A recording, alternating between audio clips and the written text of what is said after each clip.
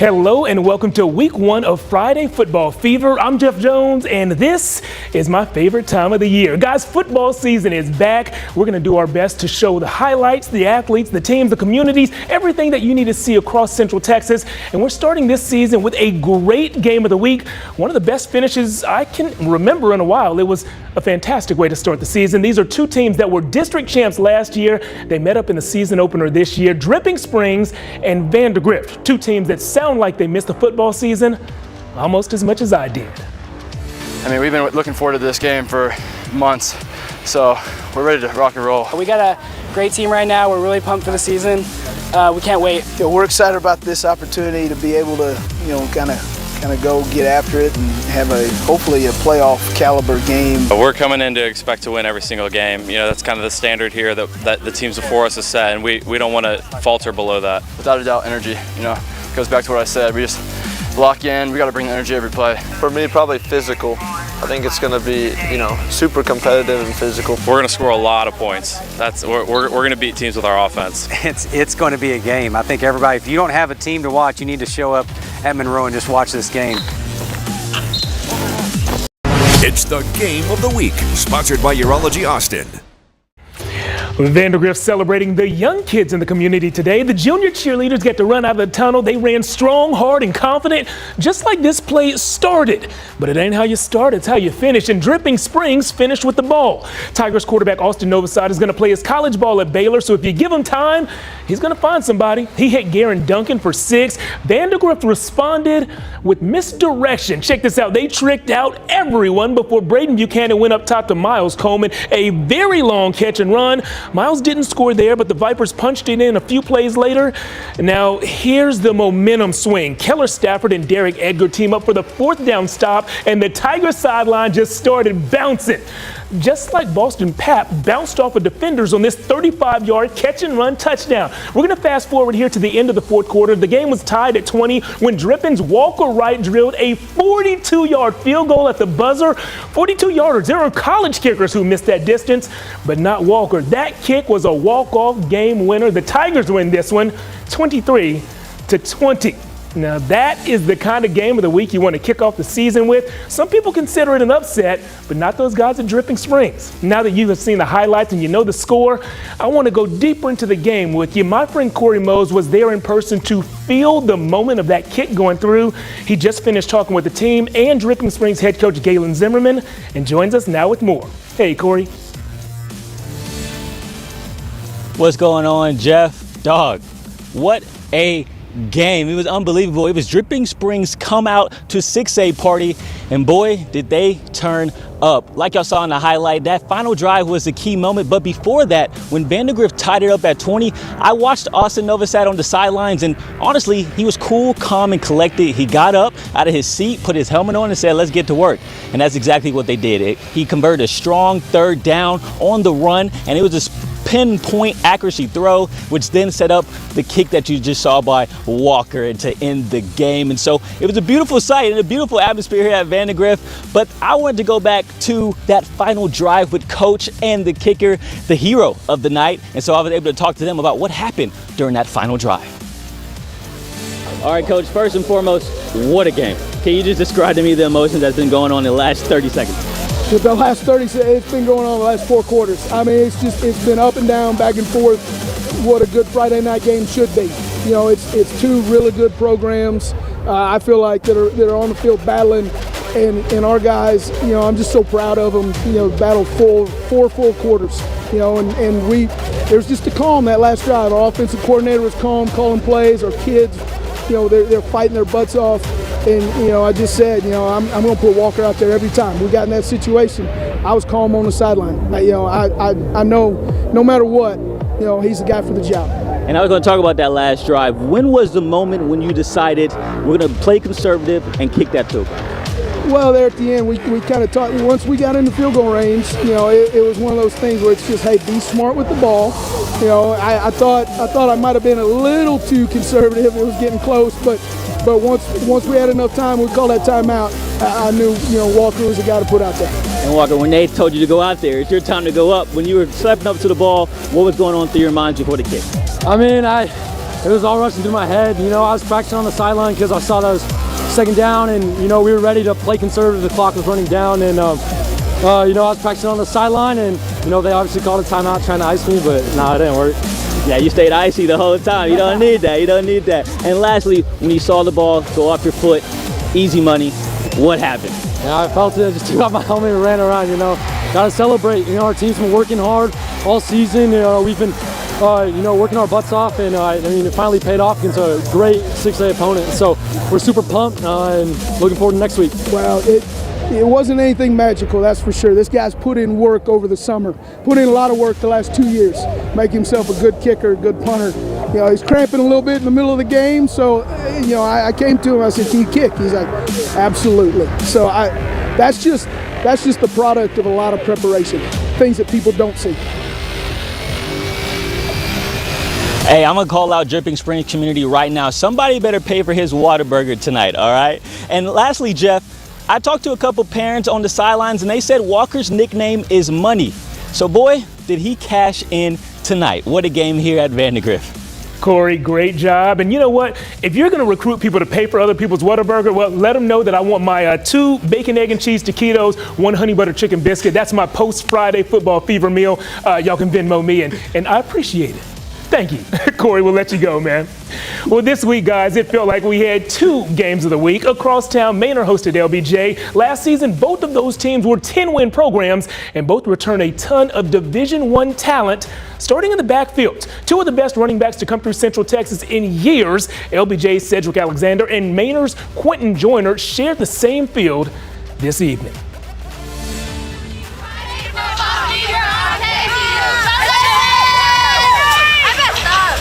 Oh, no, you didn't mess up. You did a great job. And your team was great tonight, too. The very first pass of Quintellion Joyner's varsity career went to Torrey Johnson and then went to the end zone. LBJ had a great season last year, but the Jags just couldn't quite find their footing tonight. A pair of early fumbled punts led to short fields for the Mustangs and led to touchdowns. Manor leads this game right now in the third quarter, 33-6. Guys, let's go to the scoreboard. For the first time this season, Del Valle made the trip up to Round Rock to play McNeil. Del Valle did not come home with a win. McNeil's going to keep that win right there in Round Rock, 49-13, the final score there.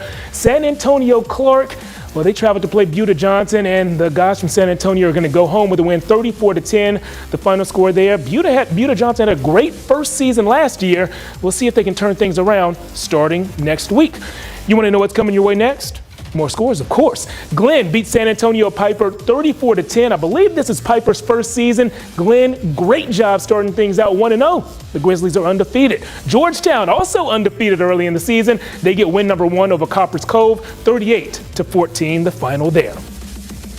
Here's a matchup that caught my eye when I was looking at the schedule. Round Rock versus Weiss. The Dragons always have a great ground game. Mason Cochran, the quarterback, scored 13 rushing touchdowns last year. He found the end zone twice in the first half tonight. The Dragons win this one 31-14. To Gupton Stadium, where Vista Ridge hosted Bowie, the Bulldogs won 10 games and went 3 rounds deep last season. They surprised some people. This one, maybe no surprise to some, was all about defense. We saw a pick from Vista Ridge linebacker Grant Anderson. We saw Bowie, Aaron Gall making some sacks in the backfield, and apparently we saw a great band. We stuck on them for a while, but there's the interception we were talking about, and it was a very, very good one for Vista Ridge, but it wasn't enough. Bowie gets the W in this one, 27-7, the final score. If you want more scores, you're in the right place. We've got them. San Antonio Wagner came up here. They could not hang with Liberty Hill in that slot T offense. Liberty Hill win number 1, 35-21, defending their home turf. And Savio, the private school, takes it to Navarro, gets a 10-point win, 26-16, the final score right there. Moving on, we have San Antonio Southside, another team from down south in San Antonio, coming up here and going home with a win over one of our local schools. Crockett couldn't quite hang with Southside, 59-12, the final score there. And Gonzales beats Cedar Creek 34-16. Guys, we have updated you on 12 games so far, and we have much more left to show you. Scores, highlights, our band of the week, and our big save play of the week nominees are all coming up later in the show.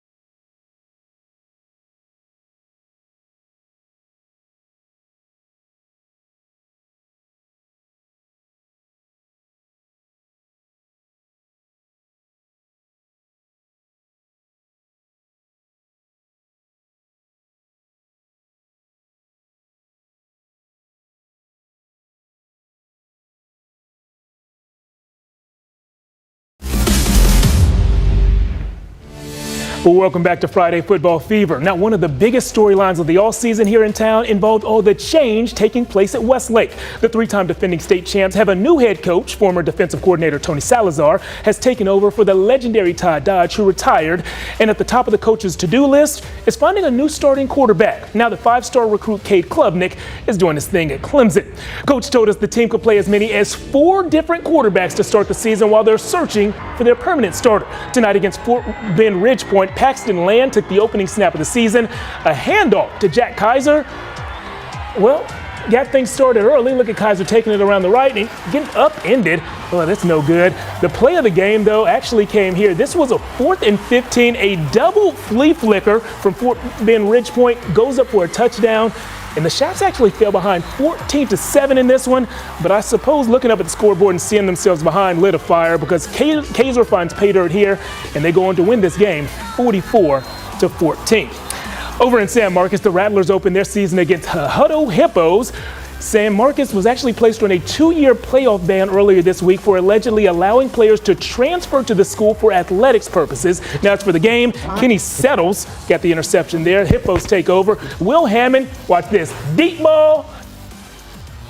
Got him wide open, had his defender beat by about 4 yards. That's Alex Green finding greener pastures. 45-yard touchdown there. The Hippos were in front. Later, the Rattlers bite back. That's what they'll do sometimes without warning. Isaiah DeLeon, little screen pass to Jaden Brown. Some special delivery right there, because Brown, you know, UPS does it all for you. That's a touchdown, a play of the game. It was right there. One-handed catch in the corner of the end zone. You're going to see that one a little later in the show.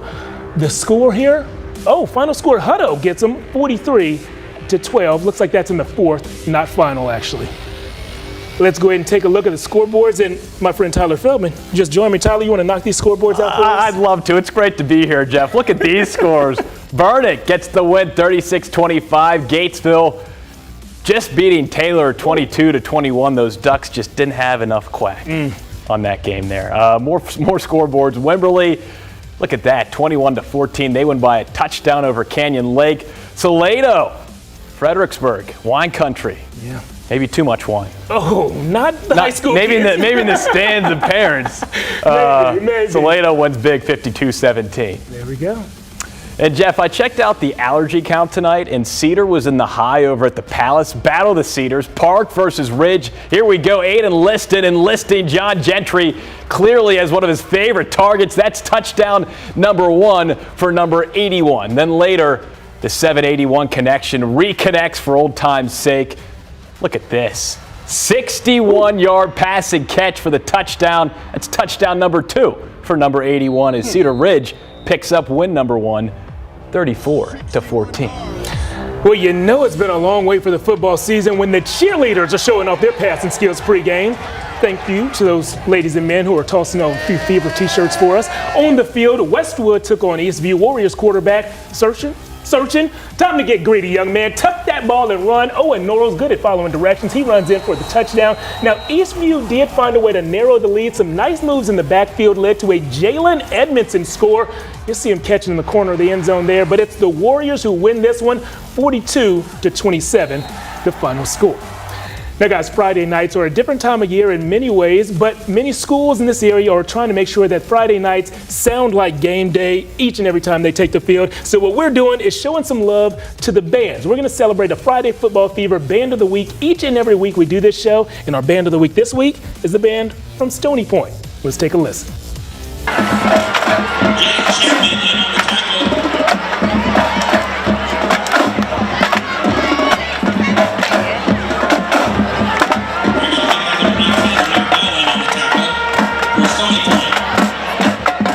This summer,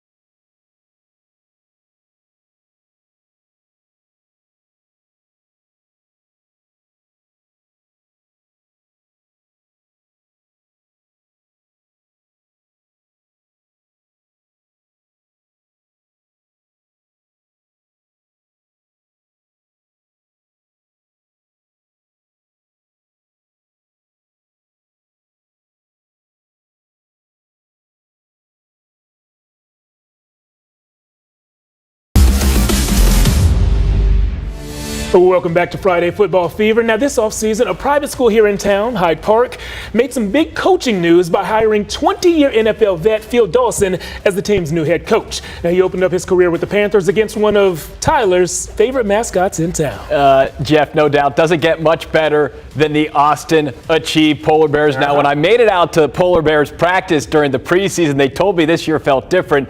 They have a new head coach, Joe DeMayo, and a chance to prove they are much better than last year's 2-8 record. The Bears still searching for their first ever winning season. That kind of losing something Phil Dawson sadly got used to during his days with the Cleveland Browns. Shots fired. Oh, hold on a second. That's from a Steelers fan. All right, here we go. Steelers. Hayden Bechtel. My man's flying like he's got that text tag on Mopac. Fast lane only. Long touchdown run. Panthers grilling the Bears like we're at Hyde Park Steakhouse. They've got one of those in Pittsburgh, too. All Panthers in this one. The Phil Dawson era opens with a big win. 56-0 over Austin Achieve. I heard the text tag joke. Didn't we just investigate them? Isn't something going on with that? We got to talk to the KVUE defenders. Yeah, let's get them on that. Guys, out at Elgin, the Wildcats hosted Lampasas, and you know I love a good defensive highlight. Zachary Horton with the Badgers interception. Now, not all defensive guys know what to do when the ball comes their way. I did when I was playing, and Zach clearly does. Oh, you too. did? A little dodge and a little weaving. Zach looking like a young Jeff Jones out there. Hit the gas at the right time. That's a pick six. And Elgin wins this. But Elgin wins this one. Lampasas was up for a while, but the Wildcats made the comeback, 29-20, the final score. Jeff, let's head over to House Park. Look at that view. Manor New Tech taking on East Side. And speaking of sides, check out the left side of your screen. Titans quarterback Zachary Johnson chips one into the corner. Look at Mr. Harris. You got mossed. 7-zip New Tech later. Jay James, Double J, a fellow Double J in the house. He gets the takeaway. Little INT, and that big turnover leads to this big touchdown. Check this out. Johnson drops back over the middle. Camden Porras makes the catch, and no one's catching him. 65-yard house call as the Titans topple the Panthers 58-14, Jeff. Very, very nice. And we have plenty of more nice stuff right after this.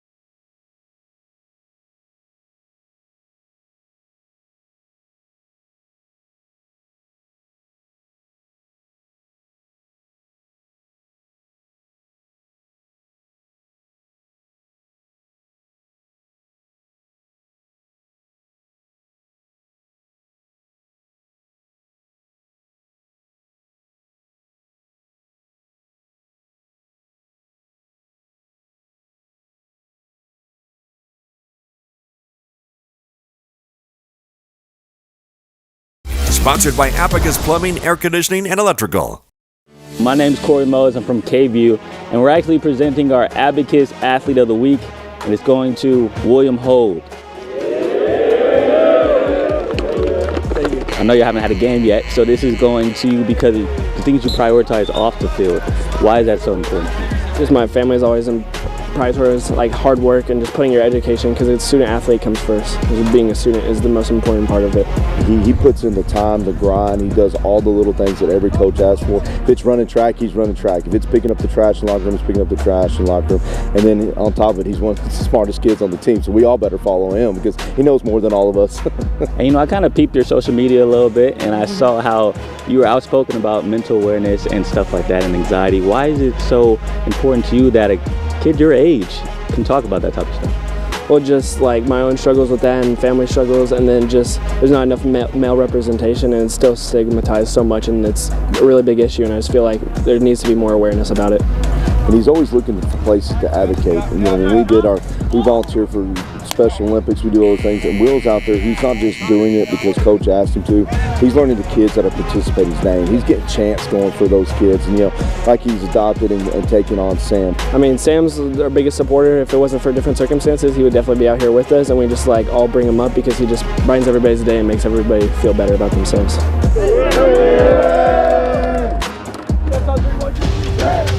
Alrighty, if you know anyone who earns good grades, gives back to the community, and contributes to the fun we like to have here on Friday nights, please let us know about him or her by emailing sports@kvue.com. Jeff also wants some more score updates in his email inbox. Someone you know could be our next Abacus Athlete of the Week. We'll be right back with our Play of the Week nominees. Don't go anywhere.